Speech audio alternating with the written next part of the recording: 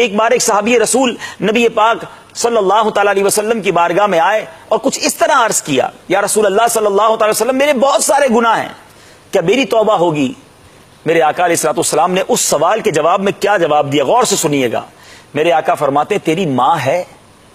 اس نے کہا یا رسول اللہ ماں تو نہیں ہے۔ فرمایا تیری خالہ ہے؟ عرض کیا جی یا رسول اللہ میری خالہ ہے۔ گناہ کی توبہ کرنے آیا ہے، مگر نبی پاک اس سے پوچھ رہے تیری ماں ہے؟ اس نے کہا ماں نہیں، تو فرمایا خالہ ہے؟ کہا جی حضور خالہ ہے۔ تو ارشاد فرمایا جاؤ اپنی خالہ کی خدمت کرو، اللہ تیرے گناہ معاف کر دے گا۔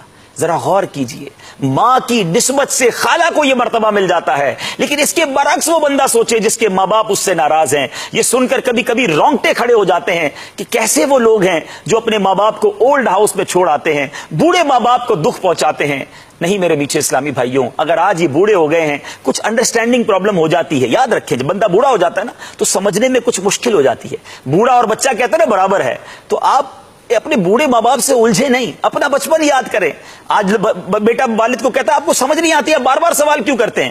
ماں سے کہتا ہے ماں آپ کو نہیں پتہ چلتا آج کا دور کیسا ہے؟ کبھی اس سے یہ کہا جاتا ہے کہ تمہیں سمجھ نہیں پڑتی؟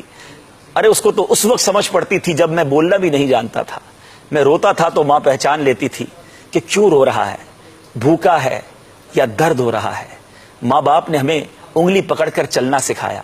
آج ہم دنیا میں جو کچھ ہیں اپنے ماں باپ کی بدولت ہے، ان کی برکت سے، اور یہ راضی ہو گئے نا۔ یاد رکھنا میرے وہ تمام بچے، وہ اسلامی بھائی، وہ اسلامی بہنیں جن کے ماں باپ حیات ہیں، ایک بات یاد رکھنا، جن سے ان کے ماں باپ راضی ہونا اور وہ دعا کر دیں، اس کو ترقی سے کوئی نہیں روک سکتا، اور جن سے ماں باپ ناراض ہوں اور دل سے ناراض ہوں اس کو برباد ہونے سے کوئی نہیں روک سکتا۔ یاد رکھنا دنیا میں ادھر ادھر چکر لگاتے ہیں نا، میرا مسئلہ اٹکا ہے، میری مصیبت ہے۔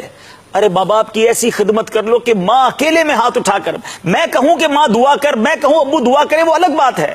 ارے خدمت ایسی کرو کہ دل سے دعا نکلے، اور جس دن ماں نے دل سے ہاتھ اٹھا کر دعا کر دی نا کہ یا اللہ میرے بیٹے کے کام بنا دے، میرے بیٹے کی مغفرت کر دے، اس کی مشکلیں آسان کر دے، جس دن والد نے رب کی بارگاہ میں ہاتھ اٹھا کر دل سے دعا کر دی، آپ کا کوئی مشکل، آپ کی کوئی پریشانی نہیں رہے گی۔